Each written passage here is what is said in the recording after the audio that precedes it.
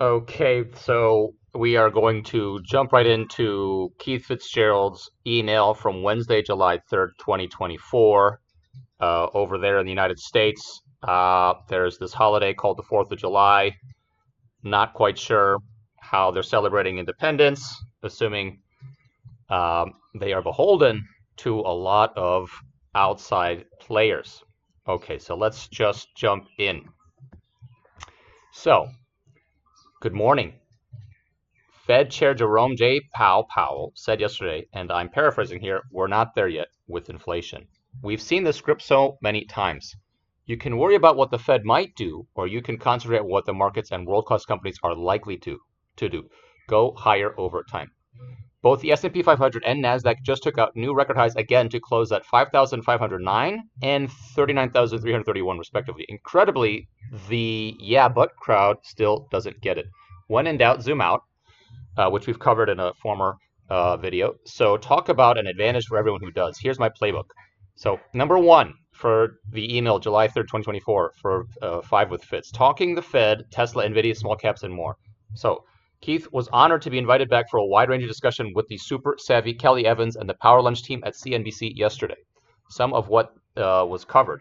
Why the Fed's a caveat. Why my new S&P 500 price target, Nvidia and Tesla, should you take profits or stay in the game?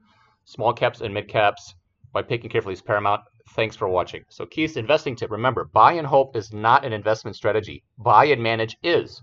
So do that by using the right tactics to control risk and stick to world-class companies in a process I call buy the best, ignore the rest.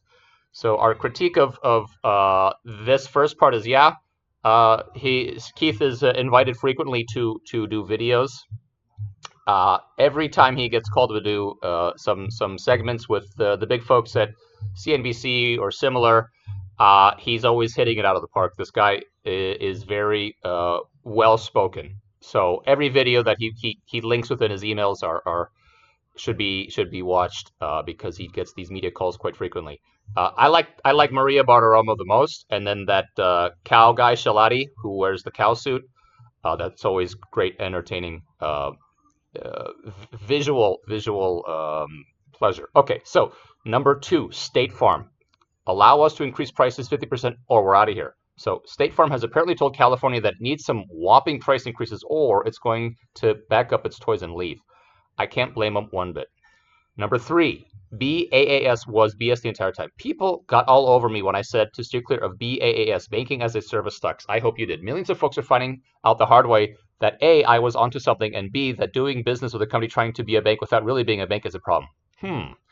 This time around, more than 100,000 Americans with $600 to $165 million in deposits have been locked out of their accounts since Synapse, a banking-as-a-service company, collapsed.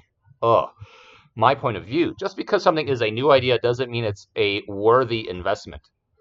It's the difference between 0 and 1, which is something truly new, and n plus 1, which is simply an iteration. Read Peter Thiel's book by the same name if you haven't yet. Then incorporate what you learn into your investment strategy immediately. Or consider joining the One Bar Ahead family, which is built around many of the same concepts. I'd be honored. Right. So number 4, China's charm offensive is working. The German car industry is the latest to urge European Union lawmakers to drop tariffs on Chinese-made vehicles. They claim that tariffs could hurt the European Union and U.S. car makers exporting from China, but what they really fear is Chinese retaliation and counter tariffs that would make it all but impossible to sell into China. Makes sense. The value of a German-made car exported to China last year was 3 times the value of cars imported from China.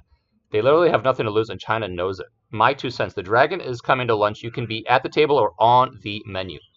And finally, number 5 for this day's email, how I pick price targets. I got a fabulous note from SC asking how I pick price targets, and his take on the disclaimers needed to ask had me rolling on the floor. Well done, and thank you for asking. Top of the morning, sir. Can't thank you enough for the daily dose of vitamin C, cash, and P profits. I know you're not smoke and mirrors when it comes to price targets and that there are real numbers and common sense behind it. I'm inquiring whether or not the number crunching sequence formula is available. I know it will come with the appropriate warning, and I'm good with that. Don't try this at home. Consult your doctor, financial advisor before taking. Your results may vary. Results not guaranteed. May have side effects, including loss of capital, loss of sleep, and loss of bedroom privileges. Recommended by 0 Wall Street analysts. Do not operate. Should only be used by a trained professional. I said don't try this at home, but I'm asking for it anyways. Keep up the great work. S. Callahan. Morning, and thanks for asking. You are very kind and evidently share a wicked sense of humor too. Price predictions are like belly buttons in that everyone has one. Mine are based on a proprietary predictive nonlinear calculation, aka chaos theory. For example, I am looking at XYZ. I already know where it fits from a macro standpoint and with regard to my risk tolerance, objective and circumstances. So there's no need to split hairs about all the underlying fundamental data, liquidity, or even volatility. The math suggests a lower close 5 days from now with a high degree of accuracy expressed as a percentage of past pricing and trend predictions. If I'm interested in trading XYZ, this helps me choose bearish tactics like spreads, pussies, inverse funds, etc. If I'm investing, I can use the anticipated move to harvest profit, sell covered calls, or even to identify the next probable buying opportunity. I can and often do run similar analysis on everything from tick level data to days, weeks, months, and even years. I'm not perfect, but it works for me. Keys investing tip. The danger with price predictions and the reason why I almost never share stuff like this is that people jump to conclusions. The temptation is to think projections are a crystal ball when they're more like a series of guideposts you can use to adjust course as needed. Bottom line, risk is the price you pay for opportunity. Manage the former, and odds are you will have plenty of the latter. You got this, I promise. As always, let's make it a great day too, Keith. P.S. We're going to shut down the office for the balance of the week so that I can give the team some well-deserved time off with their families as we celebrate the 4th of July here in the United States. That said, I will be back with the fantastic Liz Clayman on Fox Business Network this Friday. Hope you can join us for what is always a great conversation. Alrighty. So in closing, number 5 here, aka chaos theory, is proprietary. Proprietary predictive non-linear calculations, aka chaos theory. All right, yes, of course, that's proprietary. And then moving back up here to China's charm offensive, for those that are aware, China can flood most markets with their lower price goods and lower cost of making those goods. And of course, infamously with German cars, when they're imported to most other countries, a lot of other countries in the Central Asia and East Asia have huge import tax. Sometimes, as it says here, 3x. Some countries it's 2x, a full 100% more.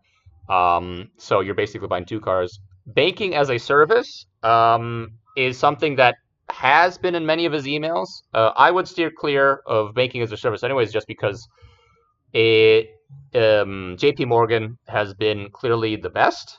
Also, for point number 3 at the bottom is the 0 to 1 versus N+1.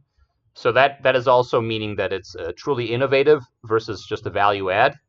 So that's something that is frequently covered with Keith's emails, and so that's one of the elements of his investment thesis is companies that are really going from 0 to 1, building something totally new. So when he's saying that banking of a service is nothing truly innovative, it's essentially saying that if they're not really banks but they're pretending to be banks, then that's not really innovative.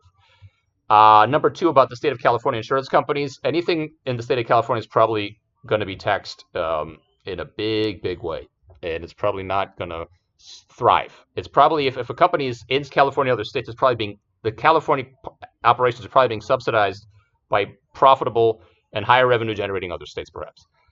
And then I recommend everybody watch the videos. So that's a wrap up for Wednesday, July 3rd, 2024. And then hopefully after the 4th of July break, can see him on Fox Business Network.